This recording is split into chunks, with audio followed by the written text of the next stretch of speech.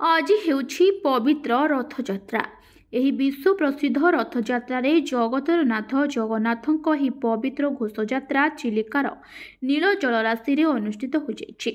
ସମଗ୍ର ବିଶ୍ୱରେ ସବୁଠି ସ୍ଥଳପଥରେ ରଥଯାତ୍ରା ଅନୁଷ୍ଠିତ ହେଉଥିବା ବେଳେ ଏଠି କିନ୍ତୁ ଚିଲିକାର ଜଳପଥରେ ଅନୁଷ୍ଠିତ ହୋଇଯାଇଛି, ଯାହାକି ନିଆରା ରଥଯାତ୍ରା ଭାବେ ପାଳନ କରାଯାଏ। ଜଗନ୍ନାଥଙ୍କ ରୀତିନୀତି ଅନୁସାରେ ସମସ୍ତ ନୀତିକାନ୍ତି କାର୍ଯ୍ୟ ଅନୁଯାୟୀ ପାଳନ ହୋଇଥାଏ ଏହି ରଥଯାତ୍ରା। ଖୋର୍ଦ୍ଧା ଜିଲ୍ଲାର ଚିଲିକା ବ୍ଲକ ଅଧୀନସ୍ଥ ନଈରୀ ଗ୍ରାମର ଚିଲିକା ମଧ୍ୟରେ ରହିଛି ଜଗନ୍ନାଥଙ୍କ ଲୀଳାକ୍ଷେତ୍ର ଭାବେ ପରିଚିତ କାଙ୍କଣ ଶିଖରୀ ଧାମ। ଚିଲିକାର ମଧ୍ୟ ଭାଗରେ ରହିଛି ଗୋଟିଏ ଛୋଟ କୁଦ, ଯାହାର ନାଁ ରହିଛି କାଙ୍କଣ ଶିଖରୀ। ସେହିଠାରେ ଆଜକୁ ଦୀର୍ଘ ବର୍ଷ ଧରି ଏଭଳି ରଥଯାତ୍ରା ଅନୁଷ୍ଠିତ ହୋଇ ଆସୁଛି। ତିନୋଟି ନୌକା, ନନ୍ଦିଘୋଷ, ତାଳଧ୍ୱଜ, ଦର୍ପଦଳନକୁ ଗୋଟିଏ ରଜ୍ଜୁରେ ବନ୍ଧାଯିବା ପରେ ସେଥିରେ ନିର୍ମାଣ ହୋଇଥାଏ ରଥ। ସେହି ରଥରେ ବିରାଜମାନ କରିଥାନ୍ତି ମହାପ୍ରଭୁ ଜଗନ୍ନାଥ, ବଳଭଦ୍ର ଓ ଦେବୀ ସୁଭଦ୍ରା। ରଥରୂଢ଼ ହେବା ପରେ ରଥ ଟଣା ହୋଇଥାଏ। ଜଳପଥରେ ହୋଇଥାଏ ଘୋଷଯାତ୍ରା। ଚିଲିକାର ନୀଳ ଜଳରାଶି ହୋଇଥାଏ ବଡ଼ଦାଣ୍ଡ ଏବଂ ଚିଲିକା ଢେଉରେ ମହାପ୍ରଭୁଙ୍କ ଅନୁଷ୍ଠିତ ହୋଇଥାଏ ବିରଳ ରଥଯାତ୍ରା।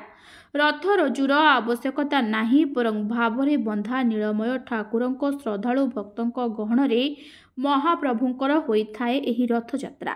ये जो निरा रथयात्रा को केमती भाव में देखुं ये जो चिलिका जलराशि भितर रथ निर्माण हो रथयात्रा ये जो निरा रथयात्रा यहाँ पानी रे होता है, चिलिका जलराशि होता है। आ चिलिका जलराशि जो यूनिक रथयात्रा यहाँ लीलाक्षेत्र कांकण शिखरी ये ठाकुर लीला रथयात्रा होता है।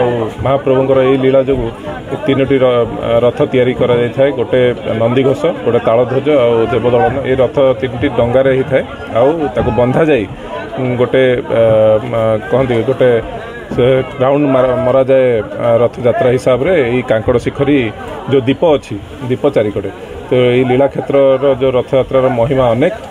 एथिरे जिला प्रशासन, police, fire department, forest department समस्ते हाथ मिसई था।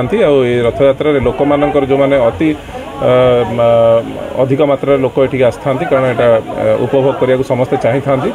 समस्त सेफ्टी और सिक्यूरीटी मिलित भाव में समस्ते जिला प्रशासन, पुलिस, फॉरेस्ट, फायर समस्ते काम कार्यरत ये अच्छा। आम वाइल्ड लाइफ किसी डिस्टर्बांस केमती न हो से देखुचु केमती सब सुरखुर रे हो पारिबो। कांकण शिखरी कूद को परिक्रमा करने पर ठाकुर पुणी गुंडीचा मंदिर को जाइथांते। घंट घंटा काहाली मृदंग झांझ कीर्तन सांगकु हरिबोल हुड़हुड़ी और जय जगन्नाथ ध्वनि रे प्रकंपित होइथाए गगन पवन। एही विरल रथयात्रा देखिबा पई हजार हजार भक्त श्रद्धालुंकर समागम होइथाए। खोर्धारू संतोष चौधरी रिपोर्ट, चर्चा न्यूज।